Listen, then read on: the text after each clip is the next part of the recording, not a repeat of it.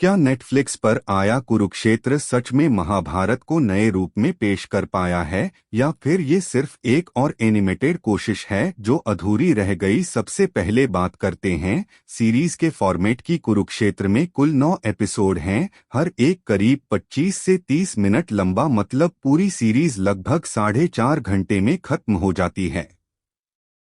अब महाभारत जैसी महाकाव्य कथा को अगर आप सिर्फ 4 घंटे में समेटने की कोशिश करते हैं तो जाहिर सी बात है कुछ न कुछ तो छूटेगा ही, और हुआ भी यही। नाम भले कुरुक्षेत्र है, लेकिन फोकस सिर्फ युद्ध पर है, यानी वही जगह जहां कौरव और पांडव आमने सामने थे। यहाँ कहानी हर योद्धा के नजरिए से दिखाई गई है।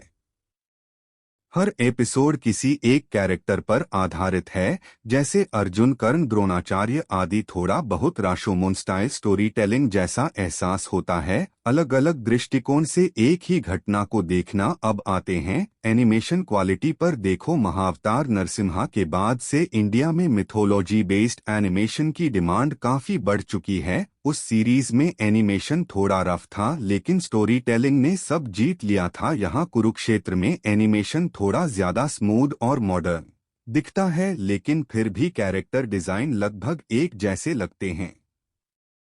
चेहरों पर एक्सप्रेशंस की कमी महसूस होती है, जिससे कई बार पहचानना मुश्किल हो जाता है कि कौन अर्जुन है और कौन कर्ण। हालांकि प्रेजेंटेशन स्टाइल इसे थोड़ा संभाल लेता है।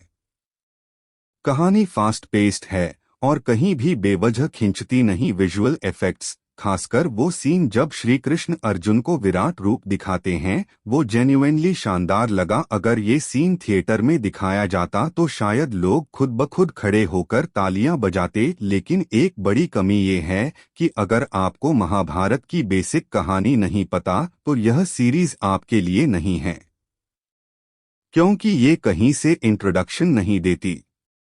ऐसा लगता है जैसे कहानी पुराने महाभारत के किसी 500वें एपिसोड से शुरू हो रही है। कुछ फ्लैशबैक्स हैं, पर वो सिर्फ झलक भर हैं। अब बात करें डबिंग और वॉइस एक्टिंग की, तो यही वो हिस्सा है जो पूरी सीरीज को जान देता है। हिंदी वॉइस ओवर्स बेहद प्रभावशाली हैं और संवादों की भाषा भी गरिमामयी रखी गई है। कोई भी मजाकिया या डिसरिस्पेक्टफुल टोन नहीं है, जिसके लिए मेकर्स सच में तारीफ के हकदार हैं। तो कुल मिलाकर अगर स्कोर देना हो तो एनिमेशन के लिए 3.5, कहानी प्रेजेंटेशन के लिए 4 और डबिंग के लिए पूरे 5 में से 5। लेकिन अधूरी कहानी और कैरेक्टर डेप्थ की कमी को देखते हुए कुल मिलाकर 3 आउट ऑफ 5 स्टार्स।